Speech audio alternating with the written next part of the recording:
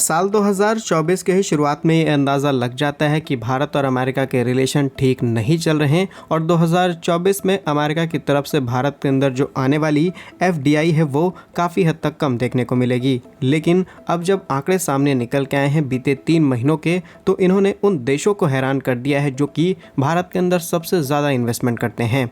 और रिपोर्ट्स आपके सामने है। यूएस आज भी लार्जेस्ट सोर्स बन चुका है भारत के एफडीआई का और ये डेटा खुद आरबीआई ने रिलीज किया है। तो आइए आज के इस वीडियो में इस रिपोर्ट से जुड़ी हुई सारी डिटेल्स आपको बताते हैं। ये इन्वेस्टमेंट मेजर किन स्टेट्स के अंदर देखने को मिलेगी, एक्चुअल वैल्यू क्या है और कौन कौन से कंट्रीज है जो कि भारत के अंदर सबसे ज्यादा इन्वेस्टमेंट करते हैं। एक बार फिर आप सभी का स्वागत है हमारे इस चैनल पर। वैसे तो ऐसे वीडियोस बनाने की शुरुआत हमने करीब 2 साल पहले की थी, लेकिन कई रीजंस की वजह से हम उसे कंटिन्यू नहीं कर पाए। लेकिन अब फिर से हम अपने ट्रैक पर वापस आ चुके हैं और आपको बहुत सारा animation based research based content देखने को मिलेगा। तो अगर आपको हमारे वीडियोस पसंद आए तो इन्हें लाइक और सब्सक्राइब जरूर कीजिएगा। अगर शुरुआती रिलेशंस की बात की जाए तो जब G7 की समिट की गई तब उसी समय जापान की तरफ से भारत के ऊपर कई तरीके के सैंक्शंस लगा दिए जाते हैं। इससे भारत और अमेरिका के रिलेशंस खराब होते ही हैं। साथ ही साथ अमेरिका भारत को धमकाने की भी कोशिश करता है ताकि हम रशिया से तेल ना खरीद पाएं और जो इनडायरेक्टली भारत की तरफ से रशिया को हेल्प की जा रही है वो ना की जा सके।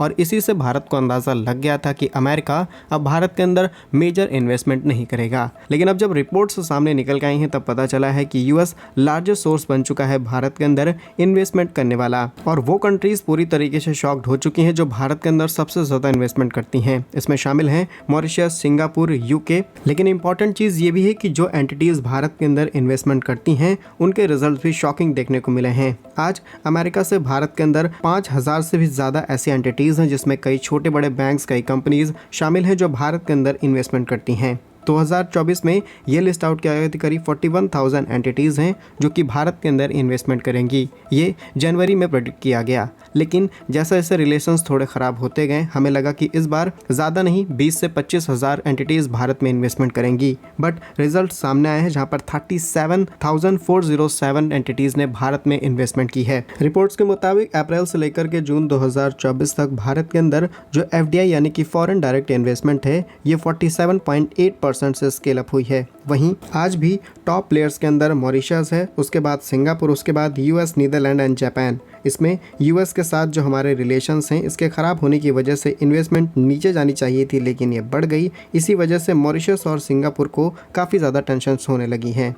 अगर इन्वेस्टमेंट नंबर की बात की जाए तो $20 बिलियन, $30 बिलियन ये सभी कंट्रीज़ भारत के अंदर इन्वेस्टमेंट करती हैं। लेकिन क्वेश्चन ये है कि आखिर ये जो आने वाली इन्वेस्टमेंट है वो हमें किन मेजर स्टेट्स के अंदर देखने को मिलती है। तो नंबर 1 पर आता है महाराष्ट्र, जहां पर आपको फाइनेंशियल ईयर 2024 से लेकर के 5 के बीच में करीब 707 INR बिलियन रुपीज़ यानी कि करीब 8.48 बिलियन US डॉलर की इन्वेस्टमेंट देखने को मिली है। एंड जो एफडीआई भारत के अंदर आई है इसकी 52% हिस्सेदारी सिर्फ महाराष्ट्र के अंदर देखने को मिलती है। महाराष्ट्र को कैपिटल स्टेट भी कहा जाता है। मेजर बड़ी कंपनीज, मेजर बड़े प्लेयर्स वहीं पर प्रायोरिटी देते हैं इन्वेस्टमेंट को लेकर के। उसके बाद सेकंड पोजीशन है कर्नाटका की। कर्नाटका आज एक ऐसा स्टेट बन चुका है जहां पर ऑलरेडी मल्टीपल इन्वेस्टमेंट आपको देखने को मिलेगी, चाहे इलेक्ट्रॉनिक सेक्टर की हो या फिर सेमीकंडक्टर प्रोडक्शन की। हर एक इंडस्ट्री अपना प्लांट सबसे पहले कर्नाटका में ही सेटअप करने की तैयारी करती है। द रीज़न इज़ कि वहाँ पर ऑलरेडी इंफ्रास्ट्रक्चर पहले से सेटअप किया जा चुका है। बस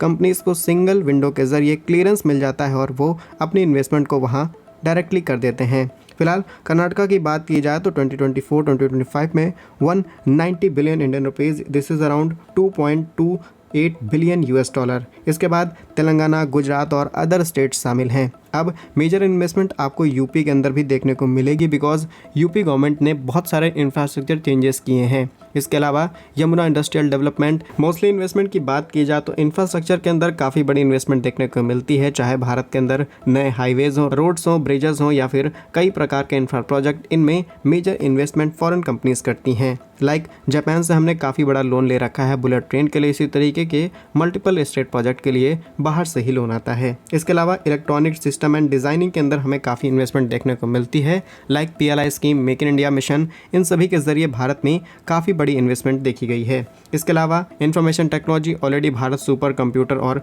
कई सेक्टर्स में इन्वेस्टमेंट करा है। भारत की third largest industry that is the automotive industry. Bharat आज दुनिया का तीसरा सबसे बड़ा कंज्यूमर भी है एंड एक्सपोर्टर एंड प्रोड्यूसर भी है इस मामले में। इसके बाद फार्मास्यूटिकल्स, जिसको लेकर के ऑलरेडी भारत को सुपर पावर कहा जाता है, क्योंकि आज भारत के अंदर 10,000 से भी ज्यादा ऐसी फैक्ट्रीज एंड कंपनीज ऑपरेट कर रही हैं जो कि भारत के अंदर फार्मा इंडस्ट्री में काम करती हैं। हम दुनिया भर को बहुत सस्ते दामों पर दवाइयां एक्सपोर्ट करते हैं, चाहे वो अफ्रीका के देश हो या फिर साउथ अमेरिका। इसीलिए भारत को चाइना और यूएस से जो मिलने वाले एपीआईज हैं, इनको लेकर के भी कई बार सवाल खड़े किए गए हैं। ये कंट्रीज भारत को सस्ते दामों पर एपीआईज नहीं दे पाती, कई बार इसी वजह से भारत से जो एक्सपोर्ट होने वाले फार्मास्यूटिकल्स हैं, इनके प्राइस ज़्यादा हो जाते हैं। इसके अलावा कुछ और इंपॉर्टेंट सेक्टर्स हैं लाइक सर्विस सेक्टर, जहां पर already Bharat IT services export करता है। विप्रो, टीसीएस, इनके जरिए अमेरिका तक को सर्विस दी जाती है और हम अमेरिका को जो चीज़ें एक्सपोर्ट करते हैं, इसमें सर्विसेज भी सबसे बड़ा कंट्रीब्यूटर माना जाता है। इसके अलावा रेलवेज, इंफ्रास्ट्रक्चर,